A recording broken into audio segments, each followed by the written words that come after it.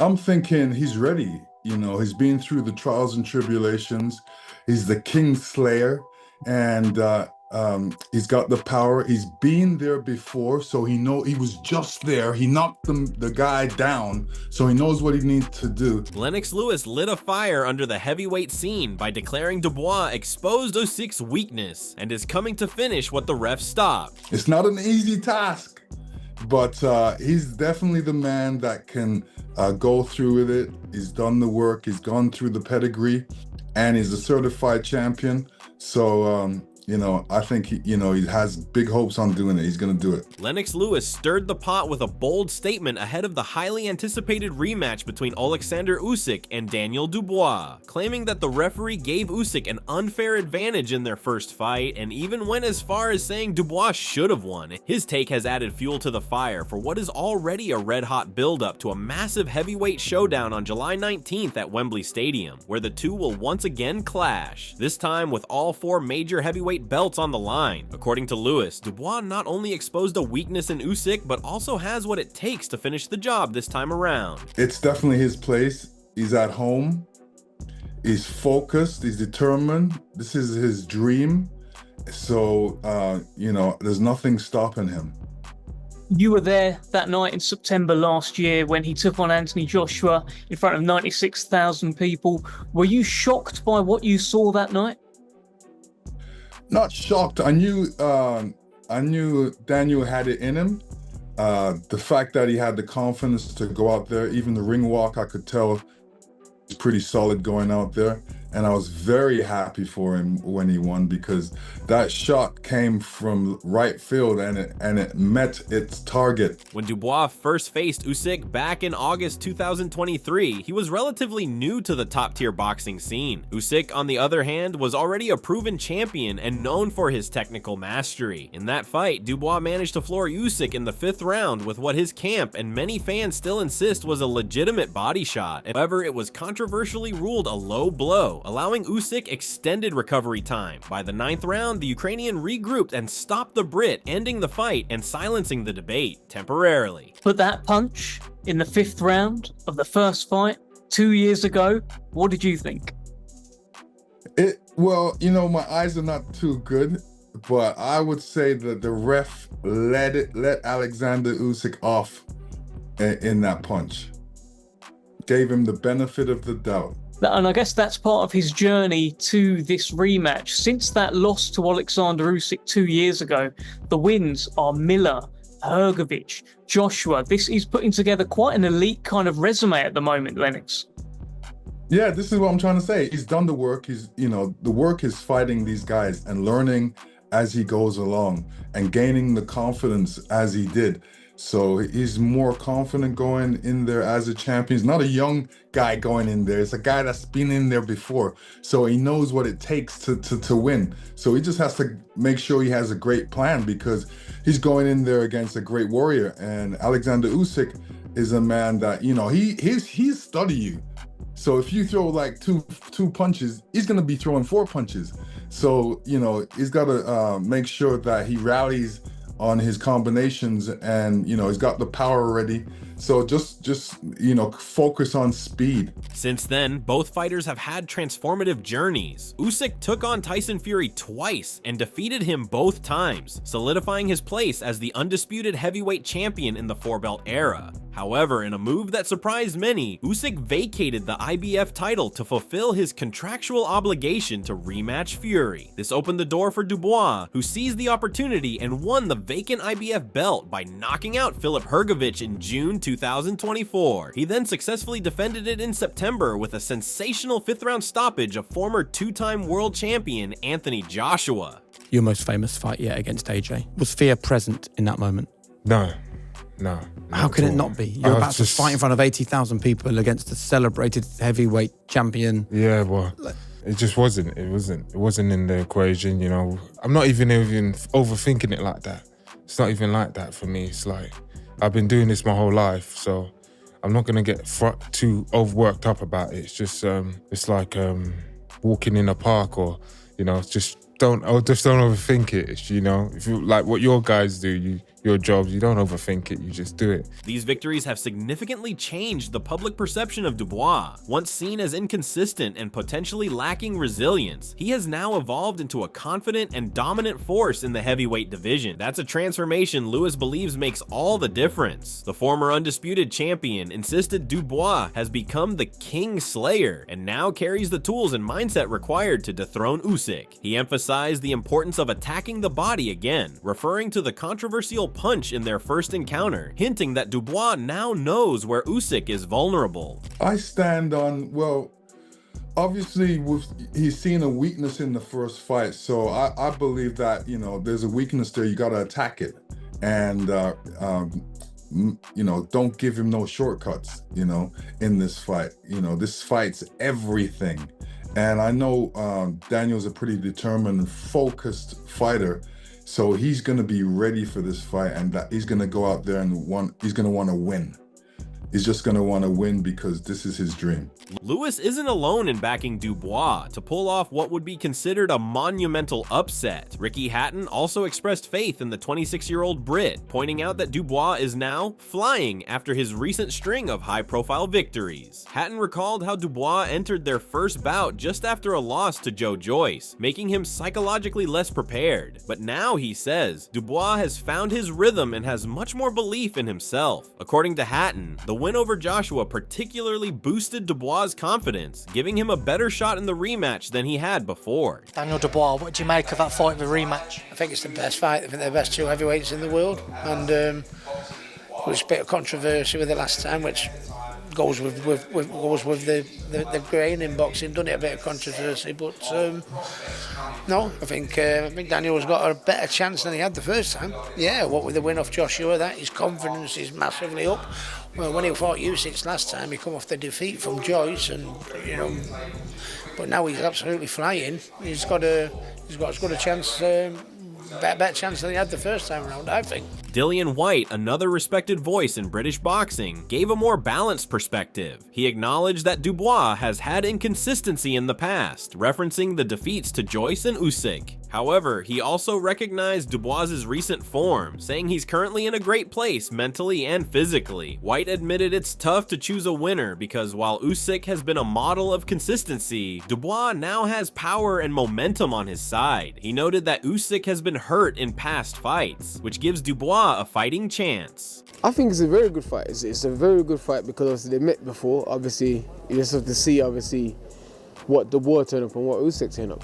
You know, obviously Usyk's very consistent. Usyk's very, very consistent. Dubois has been consistent, but he's had some inconsistency in his career as well. You know what I mean? Obviously the two ones that stick out is against Usyk and against Joe Joyce. You know what I mean? But obviously, you know, but Usyk has always been consistent. You know, this fights he's been hurt, fights he's been, you know, wobbled and stuff, and he's such a consistent professional. You know what I mean?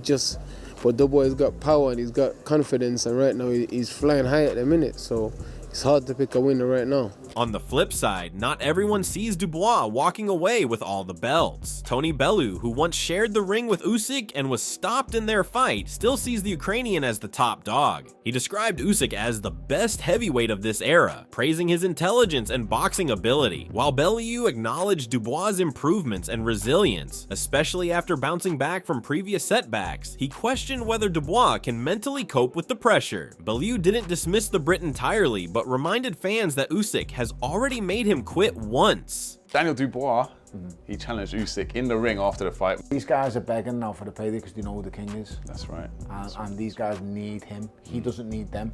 Alexander Usyk can choose to fight whoever he wants. He is now the draw in the heavyweight division. He is the big name. Yeah. And I take my hat off to Anthony Joshua, and I take my hat off to Tyson Fury because they had the cojones to face him, as did Daniel Dubois. But let's not get away from anything. Daniel Dubois fought him once, and we've seen how that fight went. Yeah. Everyone goes on about a shot. Let's just be brutally honest, it hit the protector. Why is it called a protector? Because it protects you from certain shots. Was it like, did anyone look at the belt line of Tyson Fury before the fight? It was high, wasn't it? Yeah, it was, really I mean, high. I was going to ask what's the neck on them shorts. Yeah, but sure. It was nuts.